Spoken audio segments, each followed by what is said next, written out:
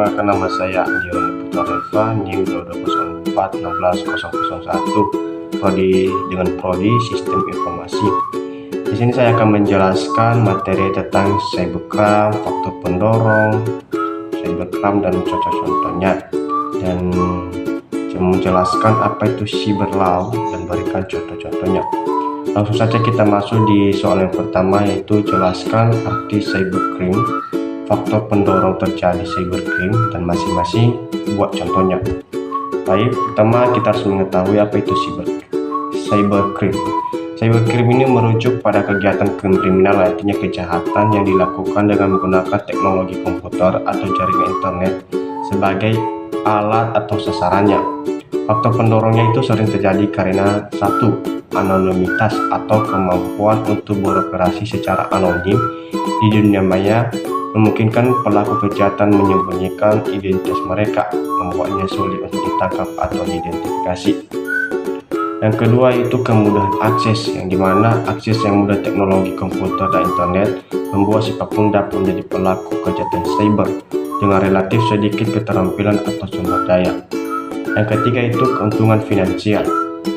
Di sini banyak jenis cybercrime dilakukan dengan tujuan mendapatkan keuntungan finansial, baik pencurian data, penipuan online, atau kegiatan ilegal lainnya. Yang keempat itu kurangnya kesadaran keamanan. Di sini banyak individu atau organisasi masih kurang menyadari pentingnya keamanan cyber dan seringkali tidak mengambil langkah-langkah yang cukup untuk melindungi mereka dari serangan cyber. Ini selanjutnya kita akan membahas contoh-contoh cybercrime dan faktor pendorongnya. Yang pertama adalah phishing. Artinya di sini adalah pelaku cybercrime menggunakan email atau pesan palsu untuk memancing informasi pribadi seperti kata sandi atau informasi kartu kredit dari korban. Faktor pendorongnya ini adalah termasuk keuntungan finansial dan kurangnya kesadaran keamanan dari korban. Yang kedua itu adalah malware, yang artinya penyebaran perangkat lunak berbahaya seperti virus, worm, atau Trojan horse yang merusak atau mengambil alih sistem komputer korban. Faktor pendorongnya ini adalah mencakup keuntungan finansial juga bagi pembuat malware dan anonimitas. Yang ketiga, contoh cybercrime-nya adalah pencurian identitas. Di sini penggunaan informasi pribadi seseorang untuk tujuan penipuan seperti kegiatan kriminal lainnya. Sama juga faktor pendorongnya ini meliputi keuntungan finansial dan kurangnya kesadaran dan keamanan individu, organisasi maupun dari korban. Yang keempat itu adalah serangan denial of service atau disingkat DOS. Serangan ini bertujuan membuat layanan atau sistem komputer menjadi tidak tersedia bagi pengguna yang sah dengan membanjiri sistem dengan lalu lintas internet yang tidak perlu. Faktor pendorongnya ini termasuk motif politik, ekonomi, atau bahkan lain keinginan untuk menciptakan kerusakan.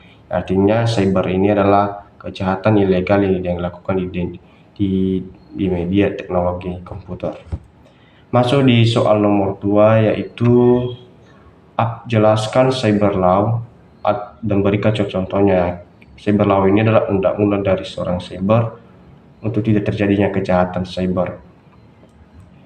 Pertama, cyber law ini merujuk pada serangkaian aturan dan regulasi atau dengan undang-undang atau hukum yang mengatur pengguna data aktivitas di dunia maya, termasuk internet, komputer, dan teknologi informasi. Tujuannya adalah memberikan keamanan privasi dan keadilan dalam penggunaan teknologi tersebut. Contoh-contoh cyber law meliputi 1. Undang-undang perlindungan data. Banyak negara memiliki undang-undang yang mengatur bagaimana data pribadi atau individu harus diperlakukan dan dilindungi oleh organisasi atau perusahaannya. Contohnya ini adalah General Data Protection Regulation atau disingkat GDPR di Uni Eropa yang memberikan hak kepada individu atau kontrol dan keamanan data pribadi mereka.